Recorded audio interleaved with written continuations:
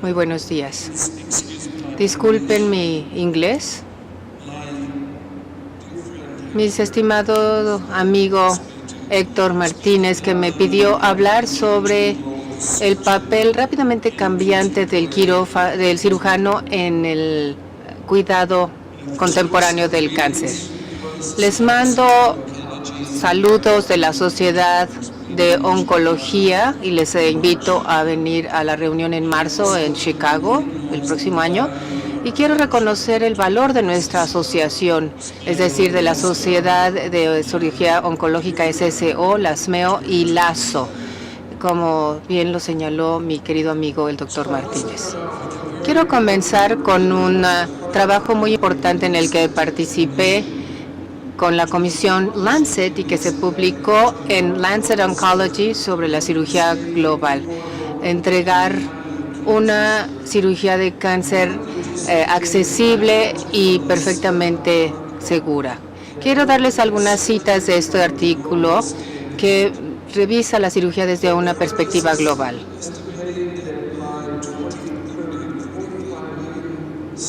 45,000 procedimientos quirúrgicos se requerirán para el 2030 y menos del 25% de los pacientes con cáncer en el mundo tendrán una cirugía oportuna o asequible.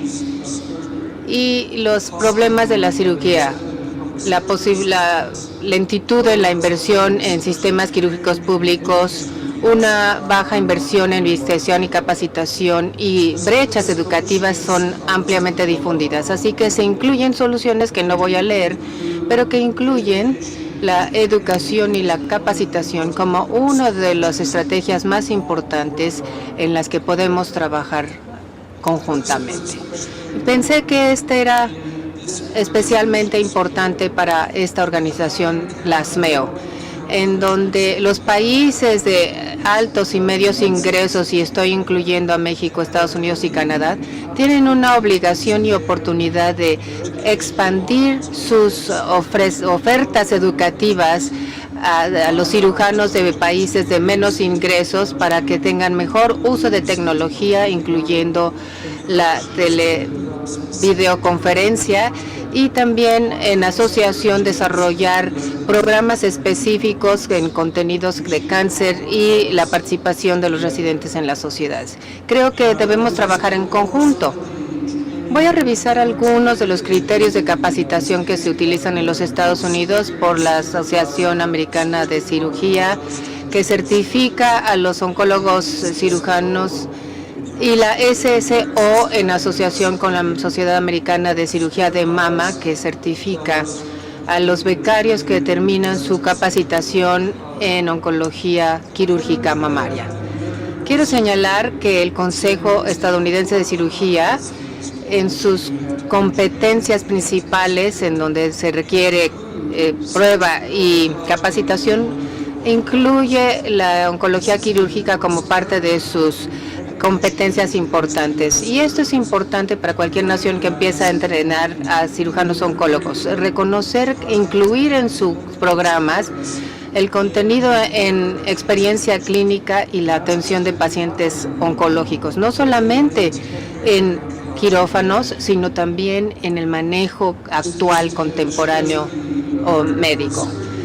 Aquí el Consejo Americano de Oncología aprueba la especialización de la oncología quirúrgica, que requiere un programa adicional de 2 años en donde hay exámenes orales y escritos. Y el enfoque de esta capacitación después de la cirugía general es capacitar a los cirujanos en atención multidisciplinaria del cáncer, el manejo quirúrgico de padecimientos oncológicos, la prevención de cáncer e intervenciones, y muy importantemente diseños de estudios e investigación clínica. Es decir, se nos entrena como oncólogos que también somos cirujanos.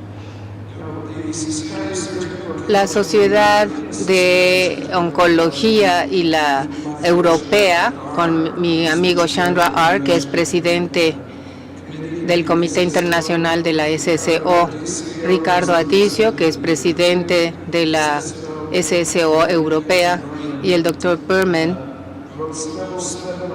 han escrito documentos esenciales sobre las necesidades de educación a nivel mundial en cirugía oncológica y han propuesto conjuntamente un programa mundial en oncología quirúrgica que se puede utilizar como una matriz o base para otros países y el liderazgo en estas otras naciones para adoptar capacitación en becarios y certificación en oncología quirúrgica.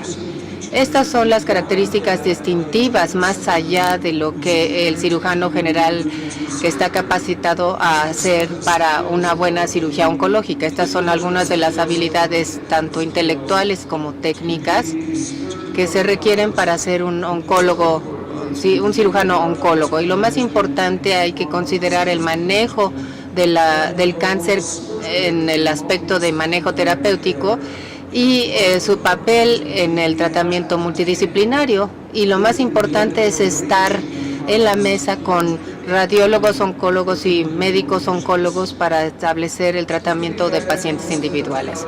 Regresando a la Comisión de Oncología del Lancet y las recomendaciones que se hicieron, estos incluyen mejorías cuando las cirugías retoma equipos especializados. Y la literatura es clara en artículos que incluyen esta multidisciplinaridad en diferentes cirugías complejas. La especialización tiene que ser del hospital y de los cirujanos, y esto disminuye la mortalidad, disminuye la morbilidad y mejora la adecuación y precisión quirúrgica y disminuye el costo, particularmente en centros oncológicos especializados. Este es un artículo clásico publicado por John Myers en el New England Journal of Science que muestra una reducción significativa en mortalidad operatoria para algunos procedimientos como esa esofagectomía y pancreatectomía en pacientes que son tratados por cirujanos oncológicos de alto volumen. Y vean ustedes, este es otro artículo de Francia que muestra reducciones de mortalidad para algunas operaciones de suma complejidad con base en la experiencia quirúrgica. También resulta importante en estos días en donde la atención oncológica es cada vez más costosa, mostrar que el costo para los pacientes se reduce en esos centros de alto volumen porque las complicaciones y las readmisiones disminuyen. Y estos dos artículos publicados en la literatura muestran estas características y datos.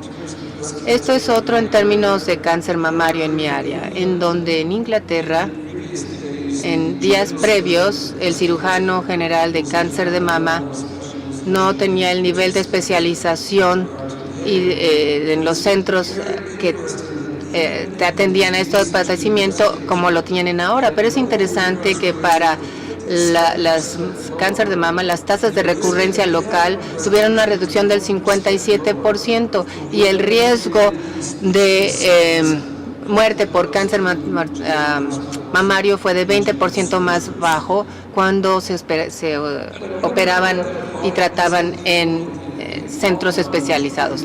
Ahora bien, sabemos que el volumen no es suficiente. Hay factores del paciente que pueden influir en esto, como lo sabemos, y esto tiene que ver con su fragilidad. En otra plática en el curso de la mañana en geriatría y oncología vamos a hablar de ello. Este artículo se publicó en CA Cancer Journal Clinical y les voy a señalar lo que dice en la introducción. El concepto de fragilidad se reconoce cada vez más como uno de los puntos más importantes en la atención a la salud y en desenlaces de salud, y es particularmente importante en pacientes con cáncer que se someten a cirugía, quimioterapia y radioterapia. Así que la distinción es sobre el estado fisiológico de los pacientes individuales y no nada más su edad cronológica. Otra característica importante es la etapa de presentación de la enfermedad. Por ejemplo, si los pacientes tienen retraso en su tratamiento y no son parte de programas o esquemas de tamizaje o no vienen a ver a los médicos cuando están sintomáticos, esto también tiene un impacto sobre el desenlace de la atención médica. Pero quiero señalar que la calidad de las iniciativas de calidad de la atención en los hospitales requieren procedimientos y normas que pueden, por supuesto, mejorar los desenlaces de la cirugía oncológica. En los Estados Unidos se presentó un programa que se llama NSQIT sobre mejoría de la calidad y se realiza en 500 hospitales en los Estados Unidos y los resultados son bastante impresionantes. De 66% en mejoría de la mortalidad hospitalaria, incluso los que responden bien mejoraron y se ha estimado 250 complicaciones al año en los hospitales en donde no se tomó esto. Y vean ustedes, en los hospitales en donde sí se aplicó, se evitaron 1,200 muertes con mejora de la calidad.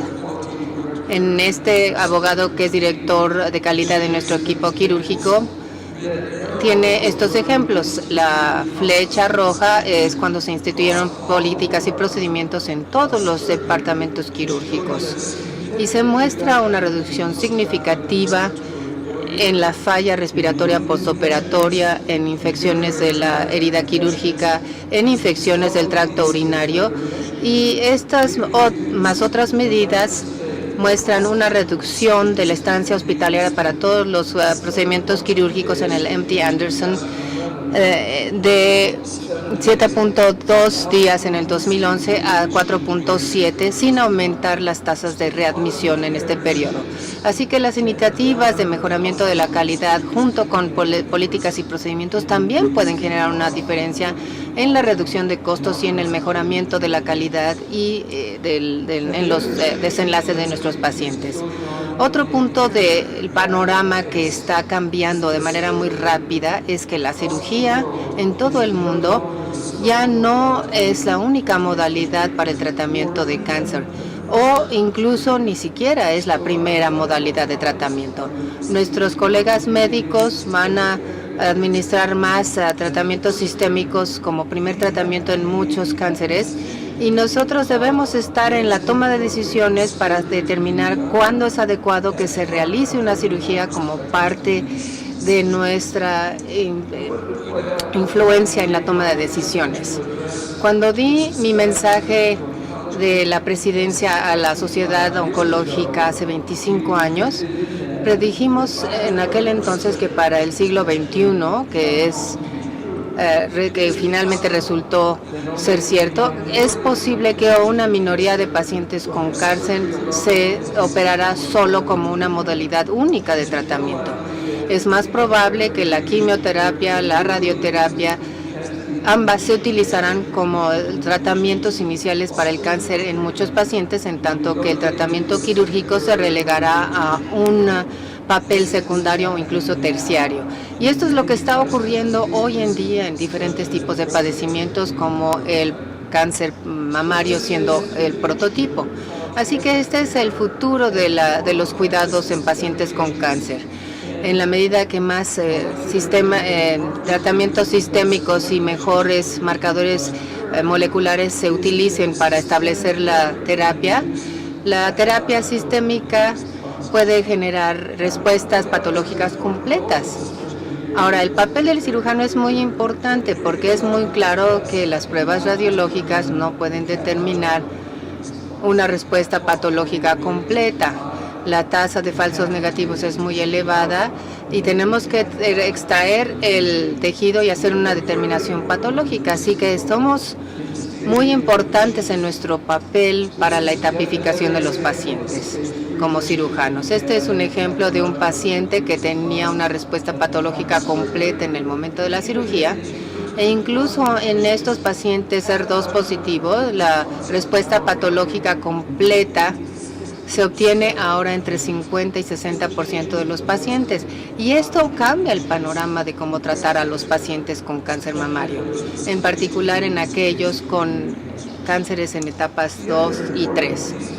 Otra razón importante para la terapia sistémica inicial y luego la cirugía después es retapificar las células remanentes a través de los marcadores biomoleculares que quedan que se pueden identificar en las células remanentes para poder establecer nuevos tratamientos. Y así es como se está tratando a los cánceres ahora.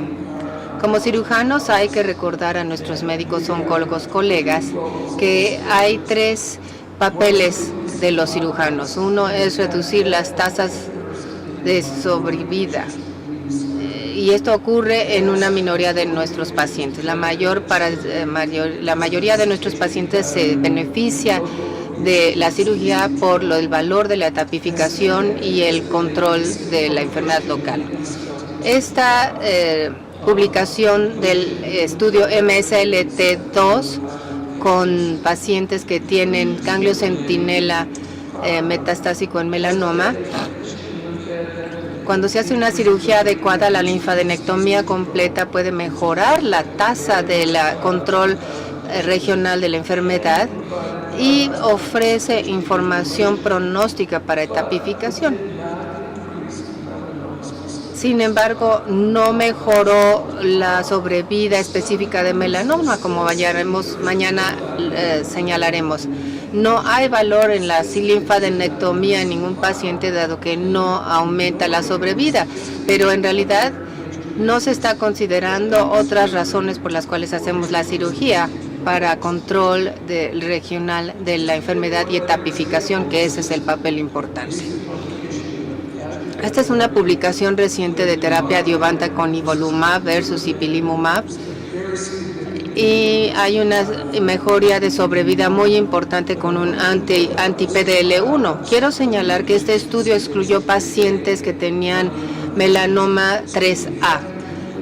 Así que tuvimos que tapificar a los pacientes con linfadenectomía para ver si los ganglios linfáticos remanentes eran positivos o negativos para poder determinar si los pacientes se podían beneficiar o no del tratamiento.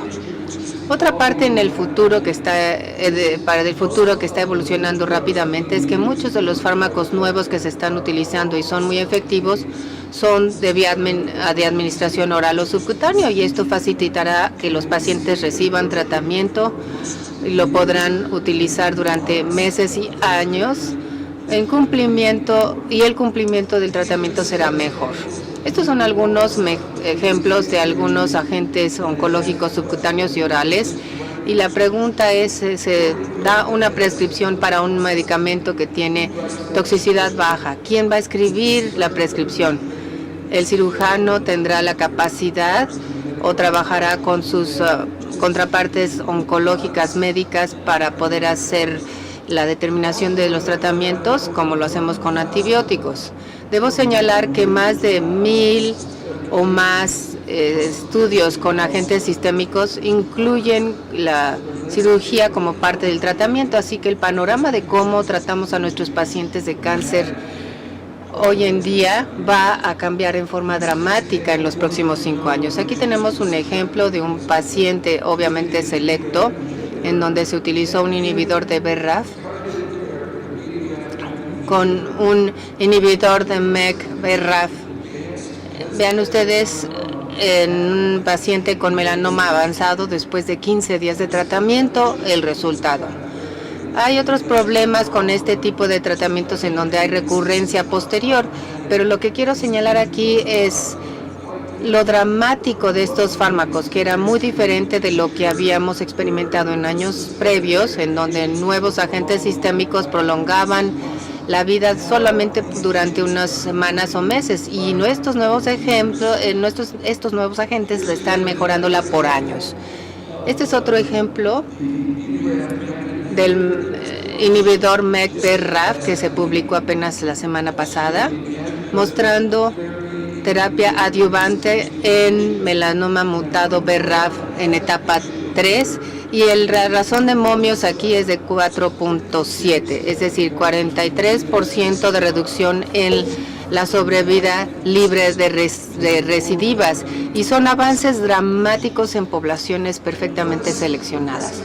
Lo que está progresando en estos estudios y en otras enfermedades también es ir de una enfermedad de etapa 4 con cáncer avanzado, con terapia adyuvante en etapa 3 y posteriormente en neoadyuvancia. Este es un estudio en curso en el MD Anderson que realiza tratamiento neoadyuvante y adyuvante con dabrafenib y trametinib en estos pacientes con melanoma etapa 3.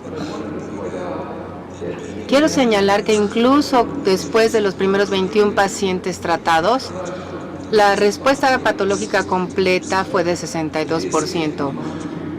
El Consejo de Monitoreo de Datos detuvo este estudio porque las tasas de sobrevida entre los pacientes con estándar de tratamiento y los que se iban a cirugía era mucho menos que los que recibían terapia neoadyuvante.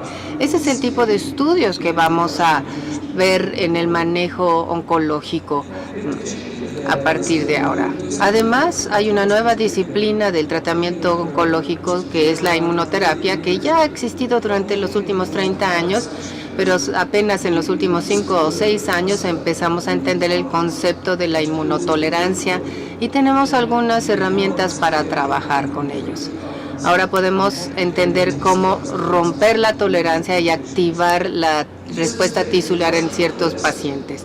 Esta es una lista parcial de la actividad del inhibidor de puntos de control estudiados por la FDA, es decir, estudios aprobados por la FDA. En agosto de este año, la FDA estadounidense aprobó 17 indicaciones para inmunoterapia en el curso de un mes.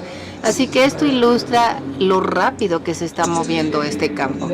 Y para darles un ejemplo de qué tan dramático pueden ser algunos de estos resultados, este es un paciente que presenta un melanoma metastásico de la pared torácica por debajo de la mama, y después de un tratamiento único de combinación de inhibidores de puntos de control hubo una respuesta patológica completa después de un solo tratamiento. No estoy sugiriendo que esto va a ocurrir en todos los pacientes, lo único que quiero mostrar es lo potente que pueden ser estos agentes en muchos de estos pacientes. Aquí tenemos otro ejemplo y elegí a este paciente porque tiene 96 años de edad y puede tolerar la inmunoterapia, en donde de otra manera no podría tolerar otras quimioterapias citotóxicas que resultarían muy malas. Y estas son 4 semanas con casi respuesta completa con el uso de un agente anti-PDL1. Esta es otra forma como vamos a cada vez más expandir los horizontes de la cirugía y ampliarlos. Esta es una paciente en el MD Anderson que tenía melanoma metastásico inoperable que crecía en la pelvis, pero que después de la inmunoterapia se redujo el tumor al grado que ya era posible la cirugía. Y cuando se extirparon todos los ganglios linfáticos, solamente se presentaban con cicatriz e inflamación crónica sin tumor viable en esta paciente que se presentó inicialmente como paciente inoperable y recibió tratamiento con anti-PLD1. Entonces, la combinación en el futuro de quimioterapia que ataca directamente al tumor y la inmunoterapia que rompe la tolerancia y permite la combinación de estos tratamientos tener mejores resultados que como monoterapias. Estos son la combinación de quimioterapia en cáncer mamario HER2 positivo. Vean ustedes en este estudio la combinación de quimioterapia estándar más inmunoterapia triplicó la respuesta completa patológica comparada con quimioterapia sola. Este es otro formato de nuestros tratamientos futuros en la nueva era del tratamiento neoadyuvante. Como cirujanos, oncólogos médicos, radiólogos oncólogos, vamos a estar más confrontados por mucha nueva información que tendremos que ir asimilando para la toma de decisiones en pacientes individuales. Y vamos a comenzar a personalizar la terapia con base en la biología de su enfermedad y los marcadores moleculares de sus tumores y el estado de su sistema inmune. Entonces, la educación continua en programas como estos será de vital importancia para todos nosotros. Hay que mantenernos actualizados con este campo rápidamente evolutivo, y cada vez se utiliza acá la telemedicina mucho más para educación y consulta. Este es un ejemplo del grupo en el que estoy trabajando, el Cancer Expert Now, a través de consulta y educación con telemedicina. En este caso fue con un médico que estaba en China. En resumen, puedo señalar que hay cambios dramáticos y no estoy utilizando libremente la palabra dramático. En mis 43 años de práctica jamás he visto un campo que evolucione tan rápido como lo que estamos viendo hoy en día ahora. Y lo sé por los estudios clínicos que están apareciendo, va a evolucionar todavía más rápido en los próximos años. Hay, por supuesto, un crecimiento exponencial en el conocimiento del manejo oncológico y de la biología molecular del cáncer, y el uso frecuente de quimioterapia y otros medicamentos se va a utilizar preoperatoriamente y postoperatoriamente. Los cirujanos van a escuchar más la cirugía adyuvante, el término de cirugía adyuvante, como parte de su manejo. Y tenemos que estar justo en la mesa para la planificación del tratamiento, asegurando que se realice así la cirugía adecuada. No se me permitió por el tiempo hablar un poco sobre los desarrollos técnicos de rápida evolución y los cambios dramáticos de la inmunoterapia y de las terapias dirigidas. En muchos cánceres se va a ver que los cánceres van a ser una enfermedad crónica con la que viven los pacientes, aunque no necesariamente mueran. Y durante muchos años, incluso con cáncer avanzado, con los nuevos agentes y las combinaciones y los tratamientos multimodálicos van a poder mejorar. Quiero enfatizar que sí creo que hay un papel para la especialización. Y los cirujanos de volumen alto pueden lograr mejores resultados en pacientes que tienen cánceres complejos y avanzados. Esto a nivel comunitario, no solamente en los centros terciarios como los hospitales de alta especialidad. Y con esto se va a poder administrar medicina óptima por parte de los especialistas y los personal de centros oncológicos multidisciplinarios. Por supuesto, hay que tratar de identificar el cáncer en sus etapas iniciales o prevenirlo para evitar las cirugías, pero las especialidades de multidisciplinaridad van a ser importantes, y la oncología quirúrgica debe incluir líderes educativos y de investigación entre su comunidad quirúrgica general. Hay que tratar de evitar hay que mantener los cánceres lo más localizados posibles, y por supuesto los cirujanos médicos y radiólogos oncólogos van a tener un papel importante. Las diferentes sociedades profesionales son componentes importantes como componentes importantes en la definición de estándares de tratamiento para pacientes quirúrgicos en cáncer, y también ofrecer talleres educativos y de capacitación para lograr una atención óptima del cáncer. Todos tenemos la obligación de ayudar a todos aquellos en países en vías de desarrollo para elevar la atención de los pacientes oncológicos a través de programas de educación. Y las alianzas y asociaciones entre nuestras sociedades profesionales e instituciones pueden acelerar nuestro progreso, avanzar nuestra especialidad y mejorar la atención de nuestros pacientes independientemente de dónde vivan. Muchísimas gracias por su atención.